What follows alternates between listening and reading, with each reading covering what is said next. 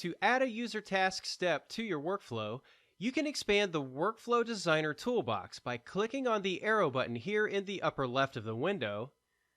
Then you can find the user task under the basic category of workflow tools.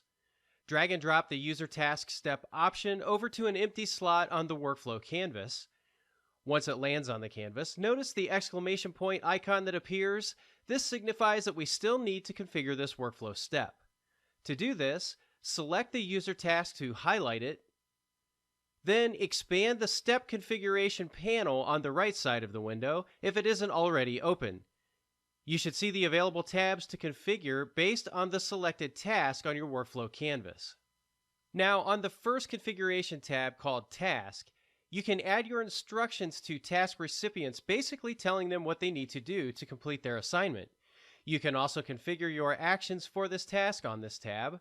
I'll use the most common options of approve and reject for this task by first clicking on the quick example option called Both. You can add as many actions as your process dictates by clicking on the plus button. You can also delete actions if necessary. Clicking on the eye icon for an action will toggle the action visibility on the K2 work list. If an action is not visible on the work list, users must open the form to select that action for the task. Moving on to the Form tab, use this area to configure your method of interacting with task assignees by presenting a form to them. The form type can be either a K2 Smart Form, SharePoint Standard Form, a custom form of which you will provide a URL, or you can choose to present no form. By selecting Smart Form, you will then need to go out and browse the K2 categories to find your Smart Form for this task. We save the configuration of that for another tutorial section, but know that the configuration will take you through tying in data source references from the form, rules configuration for when to open the K2 task for actioning, configuring form states, and what to do after your form has been submitted.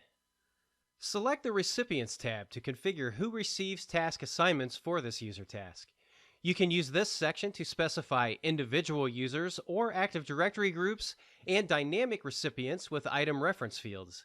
You can also create recipient groups, then configure rules to determine which of those recipient groups will receive a task based on conditions plugged into decision logic rules. For this example, I'm just going to leave the recipient set to originator and move on to the Notification tab. If you want to send an email task notification to your recipients, you can configure what that looks like on the Notification tab. You can customize the subject and the body of the message. For more clarity in your message, open the context browser, then drag over context fields from your item references. You can insert functions and smart object values, amongst other things. You can also add file attachments from the context browser references to the message here at the bottom. Once you have configured the task actions and configured who receives the task, you can use the Results Voting tab to determine the task results rule. The results rule determines the outcome path for the task after it is sent to and completed by your task recipients. For example, you can specify the number of recipients that need to respond to the task before it moves on by either taking the first recipient to respond. You can work with the consensus of a group in a voting scenario or configure more customized rules. Other options on this page allow you to set how many responses are available to a group.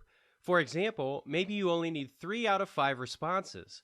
You can also enable the resolving of an Active Directory group to individual user tasks if necessary. The Reminders tab allows you to configure when and how you want to remind task recipients that they need to complete their task assignment. In other words, do you want to remind the task recipient or their manager that the task is coming due for completion? You can set up an email reminder to go out after a configured time period. That email message is customizable the same way other messages are. You can also escalate and redirect the user task to another person, such as the original recipient's manager if necessary. The Deadline tab handles when to expire the task if recipients have not actioned the task within a certain time frame. Basically, if you have a user task that does not necessarily need to be completed for the workflow to move on, you can set a deadline for the task. Then when that moment has been reached, just expire the task and evaluate the outcome direction you want the workflow to take from there. You can set expiration on a specific date a dynamic date using a date function or item reference field, or after a certain amount of time has passed based on when the task started. Let's move on and look at the General Properties tab. In here, you can configure the user task's name, description, and priority. You can also elect to show or hide the name label over on the design canvas. The Notes field allows you to enter in additional information about the specifics of the workflow for other workflow designers and architects. Finally, the Exceptions tab allows you to configure how you would like to log unhandled exceptions that may occur within this user task. Now, once you finally get your configuration done with the user task, head back over to the Workflow Tools menu over here on the left, back up to the Logic group of tools, and drag the workflow decision step over to the design canvas. From here, you can hover over the user task, click on the plus sign icon, and drag the line down to the decision step to branch the workflow based on your user decisions. You can consult the user guide for more detailed information on each of these sections as they relate to configuring the user task.